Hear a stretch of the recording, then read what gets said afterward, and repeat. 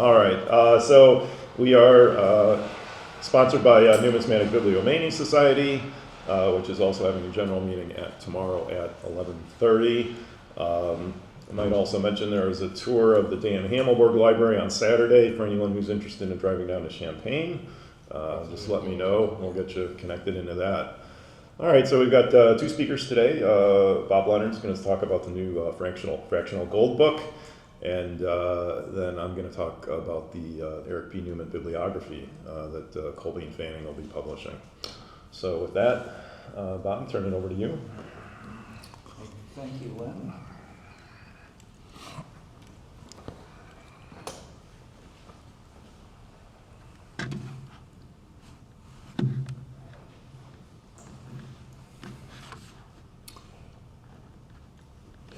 Well, why would anybody here be interested in another edition of California Pioneer Fractional Gold? Well, the Numismatic Bibliomania Society here did a survey a few years ago of the 100 greatest items of United States numismatic literature, and California Pioneer Fractional Gold was ranked number 63 on the all-time list.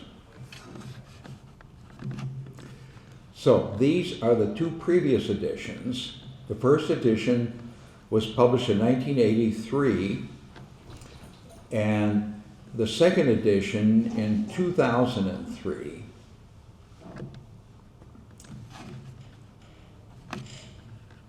First edition, of course, was written by Walter Green with a collaboration of Ronald J. Gillio, and published by Pacific Coast Auction Galleries. Second edition, I was lead author. Whoops, what happened? This is,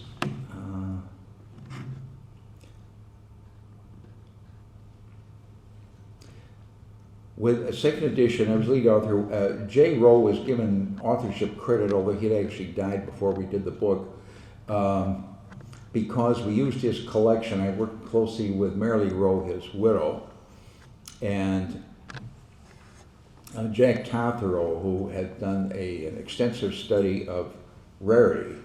At this time, the pop reports weren't as complete as they are now. So that was important. And Robert and Richard A. Lessey and that was published by Bowers and Marina Galleries. And I see the Marina has moved over, sorry about that.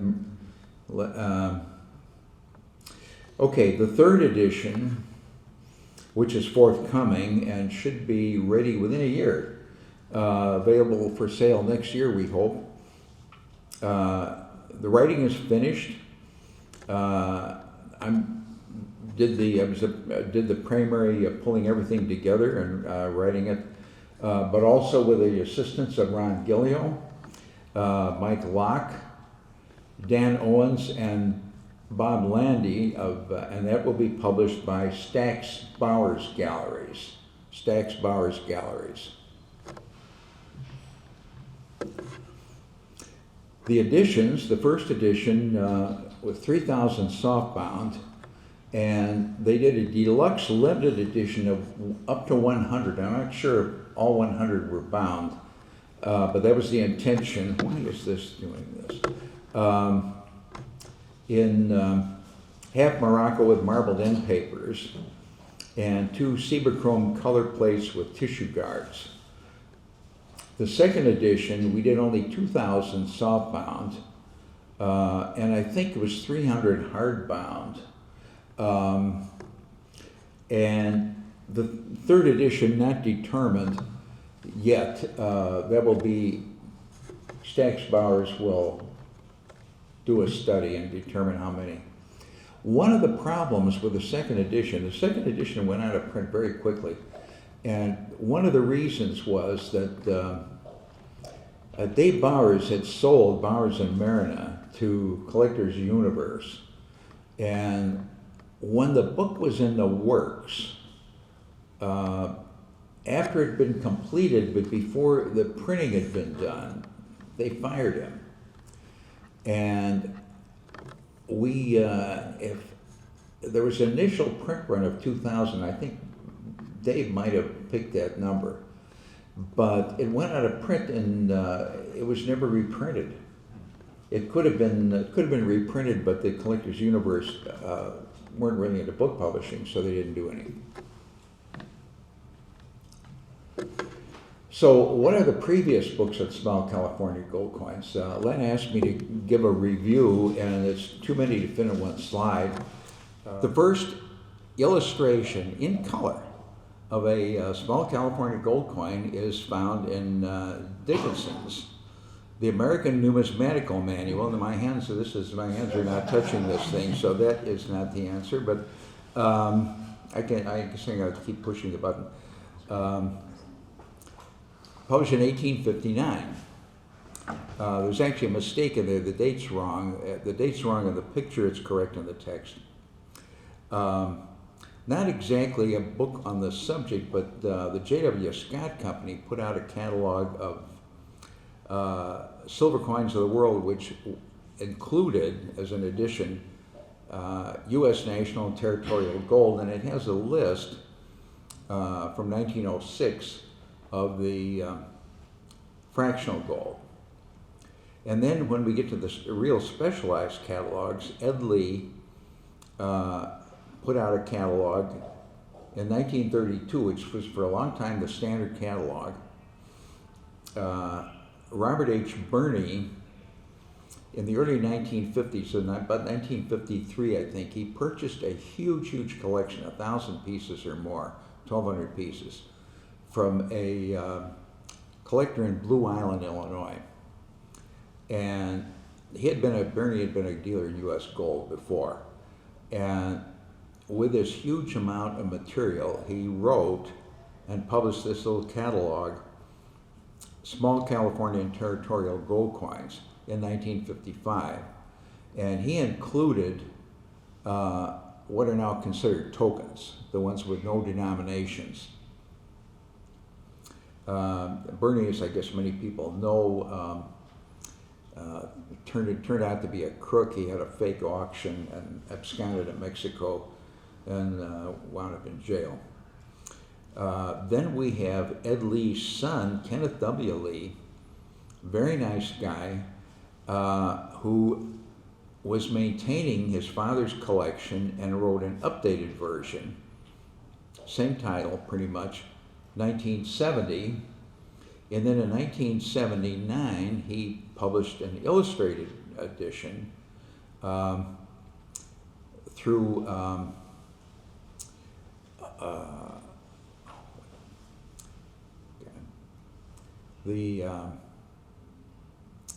can't remember his name. Anyway, an illustrated edition was published in 1979. Then there were a couple of collectors, David and Susan During, and in 1980 they put out an even better illustrated edition with bigger pictures in 1980 and 1982. And that was the groundwork for Bringilio in 1983. This was what was available then. But since then, we have had a second examination, a second treasure search of the SS Central America wreck. And that was published in America's Greatest Treasure Ship, the Second Finding Journey in 2019 by Bowers and Manley. And if you have a copy of that, unfortunately there's a misprint in there. There's two mistakes in it on the Cal Gold area. One of them is fairly obvious. The catalog numbers are shifted over by one. There's, I think, two coins shown with the same BG number, and that's not obvious. If you look at BG, you can easily mark that up. But there's a coin actually missing. Bob Emmons, who was the curator, I guess you would call it, of the coins recovered from the Central America, they thought they had found all the coins. And there was a safe and it had sacks of gold dust. This is wonderful stuff. And they were going to put the gold dust, and slab it up, weigh out small amounts, and ounces and fractions and so on, pinches and everything, and weigh it, put them in slabs. And he's going through this bag of gold dust, and he found a octagonal gold dollar in there. So that was added. We have that in the book. One of the things we did, I didn't list Bob as a co-author, but we certainly contacted him up front to make sure that we had a perfectly accurate list of all the recoveries, and they are published in the 3rd edition. So here's some new material.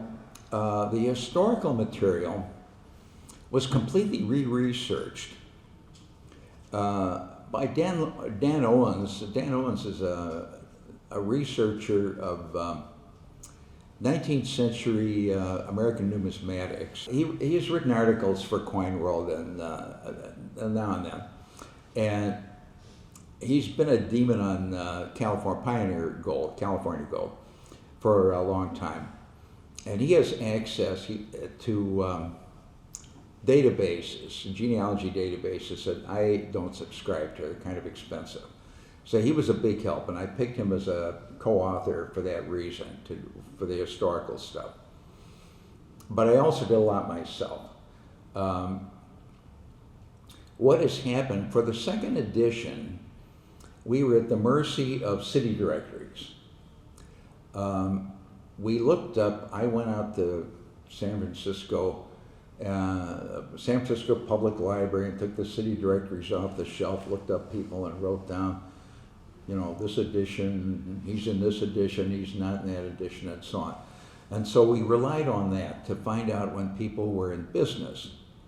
But now, these newspapers, all these California newspapers have been digitized, scanned, and are full-text searchable. So what we found out was that you can pin down dates. What there are, they would issue run an ad, co-partnership notice.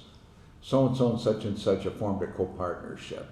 Or dissolution of co-partnership. So-and-so and such and such have this day dissolved their co-partnership, and so on. So you can get exact dates now that we could not get before, and we were guessing. We found out that Gray, Robert H. Gray, we knew he had sold out to the Levinson brothers, but we didn't know when exactly. In the newspaper, it was as of August 1st, 1870,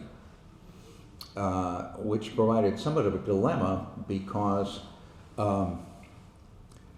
the coins come with dates 1870, 1871, and we had in the 2nd edition, we had 1871 dated coins with a G, with his initial, that we were giving to him, but he'd already sold out the previous year. So what I had to do was, with the concurrence of the other co-authors, was just arbitrarily, and this is mentioned, arbitrarily give all the Gray pieces, all the 1870 dated pieces to Gray, and the 1871 pieces to Levinson brothers, even though there's 1871s with a G, but he had sold out by then. Let's see. We were able to do, that's one redating. There are some other redating we were able to do. And interesting discoveries, we found out a lot more about these 2 partners that were arrested and charged with counterfeiting in 1854, and they claimed to be gold pen makers. Now, a pen, in 19th century terms, is the nib, what we call the nib, and it goes in a pen holder. So the gold part is only the end of the pen. But the operations to make a gold pen, very similar to coining. You had to have have a furnace, you had to have crucibles to alloy the gold, you had to have a rolling machine to roll it out. You cut these things, and then they, instead of being stamped with dies, they were formed into a half circle, quarter circle, and so it's very similar. And I I don't know if these guys were actually made the coins we attribute to them, but it's such an interesting story, you couldn't leave it out. And it probably is true. Now, I wanted to include images of everybody. In the second edition, we had only one or two images of people, a couple of them. And I was able to get one more image of somebody, but in lieu of images, I found signatures. So we have their signature. I mentioned the Central America, we've got that complete now. We added actually 28 new catalog numbers from new discoveries, a whole lot of new die states, and nearly all of this is from Mike Locke. Now Len wanted me to say if this, whose collection this was based on, and it really isn't any collection exactly. The second edition was the J. Rowe collection. All the coins illustrated there, almost all of them are from J. Rowe's personal collection. Here they are now from other collections. You know, images from PCGS Coin Facts. But Mike Locke has one of the very biggest collections and is very interested. And we had a couple of reattributions. We revised the rarity ratings, of course, although they didn't change by very much. We got them pretty close, actually. In the second edition, all but a few changed by only one level commoner, and some of them, a lot of them didn't change at all. And then the list of survivors. One of the things I did in the second edition is I wanted to have something like this conditioned census that the large cent collectors use, that Sheldon came up with. The finest for each Sheldon number, you've got the top 6 finest. But not for everything, that'd be impossible. But for the rarities, I wanted to have the top rarities. But it proved, after 20 years, proved to be impossible to keep track of where all these coins went, especially with new discoveries. So I cut off at high rarity 7, so no more than 6. But even finding where the top 6 are is tricky. So, but I got some help, and we've got that updated. It has mistakes and omissions, but it's an effort to get it closer. And we went through the registry sets, the top registry sets, so it has those. Anybody, if there's a registry, if the coin's in a registry set, I listed it. And finally, they're in full color now. Wait a minute, let me go, I'm going the wrong way. Here we go, sorry, that's my mistake, I at that time. All right, fine, I'll leave you with this. The first privately issued gold coin in the United States was struck by Ephraim Brazier. The first privately issued gold coin in the United States made of native gold was struck by Templeton Reed in 1830. But the first privately issued fractional, less than $1 face value gold coin was struck in 1852. Thank you. Does anybody have any questions? Yes? What date do you want to lift that embargo? August 30th, 2025. How about that? Maybe sooner. Yes? Do you have any comments on Mormon gold? Mormon gold, no. The Mormons, this is a book on fractional gold, so it's gold dollars, half dollars, and quarter dollars. Okay. And the Mormons, smallest is, I think, a quarter regal, isn't it right? Yes, it is. So no. Any others? I have a question. Whoop, Yeah. you. So the first and second editions, I've seen them listed on the online booksellers for like really high prices. Are they like really hard to get right now? The second edition, especially in hardcover, yeah. Okay. Yes, they went out of print. They become expensive, well, it's an essential reference. Mhm. If you collect them, you must have the Breen-Gilligo book. Yeah. You have to have it. I've seen them listed for like $200 or $300. Yes, Yeah. yes, that's right. Okay. I assume this one will be less. 8 times what they were sold for originally. Oh, yeah. Well, thank you very much. Thank you for inviting me.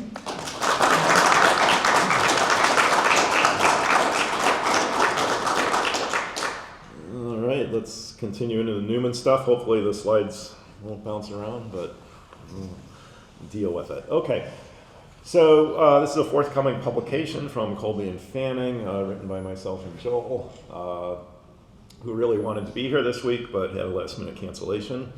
Callan Hord is our associate in research. For those familiar with the fantastic 1804 dollar, that book also had associates in research.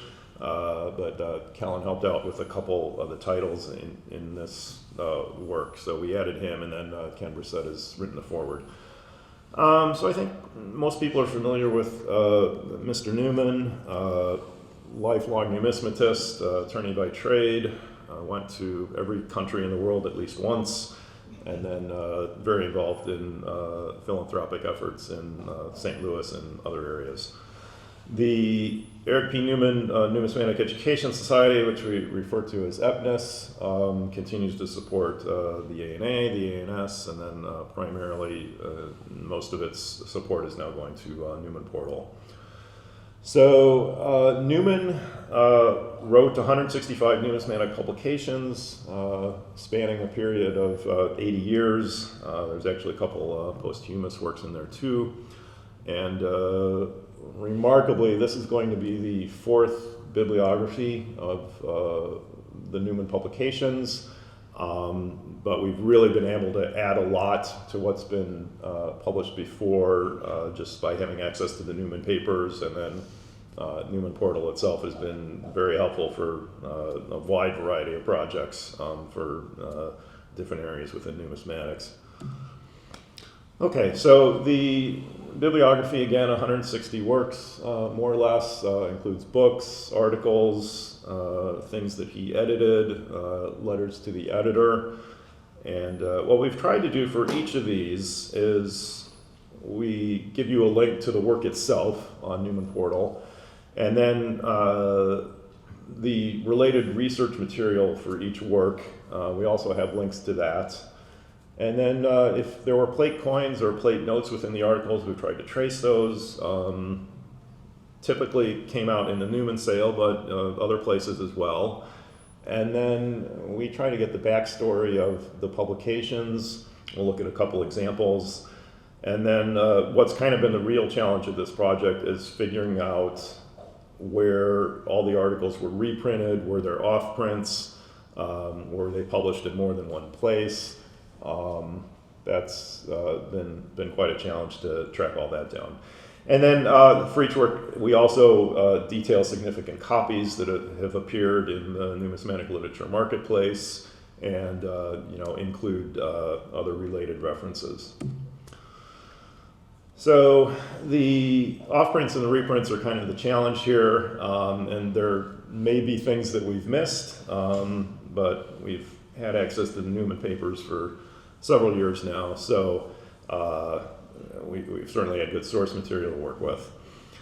And when Newman published something, he would typically ask for extra copies, as many as 25 I've seen. So there's a lot of these out there that have been inscribed to whoever he gave them to. There's one I'm still looking for. This was published in 1956. It's his monograph on the Virginia coinage. And I remember distinctly seeing this. I think Charlie Davis had it, and it was inscribed to his good friend John Ford, which in 56 he was his good friend, not so much later. So I don't know who has this, but I would love to own it if it ever shows up on the market. And then the numismatist, there have been a lot of reprints from the numismatist, and the best list of them is in this Frank Hayton sale from 1994. But what happened when they switched to perfect binding in 73, in order to make off-prints, what they would do is they would cut down or trim the interior margin to make them look even.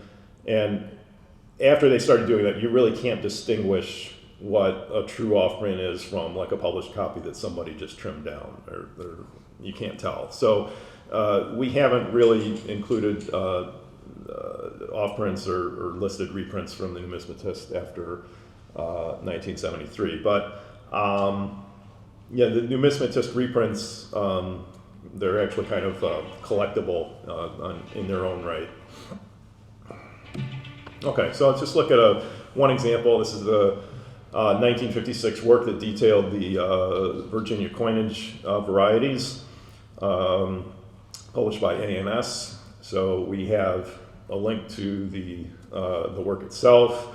We have links to the related research files. We found the original paste up plates, so we've got a link to that as well, and then obviously a summary of what's in the document too.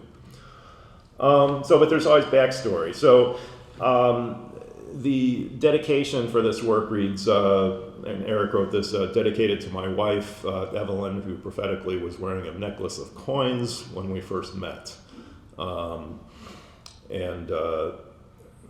Looking through the related correspondence that Newman had with the ANS, we find out what's really going on here. And I'll just read this. And he's corresponding with the editor. He says, as to the dedication, I would appreciate it if you would reconsider leaving the text the way it was originally written. The editor wanted to take this out. He didn't think it was appropriate for a scholarly academic publication. Eric adds, I think it adds a little touch of informality, which is often necessary in a technical subject. Second reason why this means so much to me personally is that it will enable me to continue my research and writing of a much more elaborate manuscript, which I propose to submit to you. So he's hanging the carrot out there and says, in doing work of this sort, time is taken from our family life, and a dedication of this sort will be an appeasement, which will be invaluable to me if she, his wife, can show it to others and justify my work. So, and if you ever met Evelyn Newman, that all rings very true. So, okay. So we list related references. There's a review by Walter Breen, published in 1957. And then much later, Eric got recognition from the Virginia State Legislature for this work. So we've got information on that. And then Roger Moore wrote a updated definitive reference a few years ago, and it credits Eric as well. Okay, and then for each title we've tried to outline some significant copies. So for this one, Newman himself commissioned a leather-bound copy, which was done by Zaehnsdorf, a famous bookbinder in Europe. So that's one. I believe that one's probably in the Hamelberg collection today. And then Walter Breen's annotated copy came out of the Sid Martin sale not too long ago. And then there was another corrections copy from Newman that came out in the Newman Library sale in 2018, and that one's in the ANS. So, and I'm sure there's other copies he inscribed that are also quite collectible, but these are kind of the three top ones that we've located so far. All right, and then for each work we go through the reprints. This particular one was reprinted in the Newman 4 auction sale catalog. And then there's another unverified reprint. Newman was working with Sanford Durst, who did a lot of reprints, 20, 30 years ago. But even though Durst actually reserved an ISBN number for the book, but I don't think he actually ever produced it. At least we've never seen a copy. So, but we listed it there just in case. All right, and here's one that has some NBS history to it. So there's an article in the Asylum in summer of 1989. It's called "Confusion Reigns Supreme," and it was kind of a lighthearted jab at some of the marketing that you see in coin dealer ads. It was signed by Numisman, but via the Newman papers, we know that it was Eric that was responsible for this. So this kind of all started, there was a dealer, this is a flyer from a dealer, the McIntyre, it's a big dealer in the 1980s. And this started with a gentleman named Tettenhorst, who was a famous half-cent collector. Tet, that's not his real name, but there was sort of this code among the early American coppers group that you never say what Tet's real name is, even though everyone knows. So we'll say Tet. So Tet started this off. He made some comments on this ad, and then handed off to Eric, who handed a few things. And this was eventually published in the Asylum. And then Joel Orosz got involved in this, and he started publishing this column called The Chamois, which ran annually beginning in 1990. And Joel would just skewer anything in a coin dealer ad that he thought was questionable or not quite on the level. And I'm amazed he didn't get sued. If you go back and read some of those columns, they're really hilarious. Okay, so here's just an example. We Know What Is in Bags We've Never Opened award goes to Foothill Coins for this mind-bending claim. Nothing has been or will be taken out of these bags. In fact, most of the bags haven't been opened. Just enough to make sure they're all estimates. So, all right, so that's a lot of fun. Okay, so the set all together, you count the reprints plus the original publications, about 200 items. And I've numbered them, so you have to collect them because they're numbered. Even though I know I probably missed something, and somebody will say, "Len, you missed this one," but then we'll give it another number. And most of these are really just a few dollars a piece. There is one work. It's the Elvira Claim Stefanelli Festschrift. She was the curator of the Smithsonian. And when she retired, they made a book for her. Those were expensive when they came out, and they're still expensive. They're a couple $100s, but most of these items are a few dollars. The real action is in the inscribed or annotated copies, or the off prints, or the deluxe bindings. Those are sort of from a literature collectability standpoint, those are the more desirable items. So, as I mentioned, the Claim Stefanelli Festschrift, and there was an article in the Asylum about this book a few years ago. This had contained Newman's article on the Am I Not a Woman and Sister Hard Times token. That's a low 54, and a lot of other scholarly articles, mostly related to ancient numismatics. So the book can be found with searching, but it's not cheap. And then Newman's first published work came out in the Missouri Historical Society Quarterly in 1941. This can be hard to locate, but when you do locate it, it's not going to be expensive. And then he had a lot of articles in individual issues of Coin World and Numismatic News, and of course those are going to be very hard to find, but if you do find them, they won't be expensive. But a random Coin World from 1965 is, it's not going to be trivial to find. Okay, all right, and I think that's it on the slide. So I'll take any questions.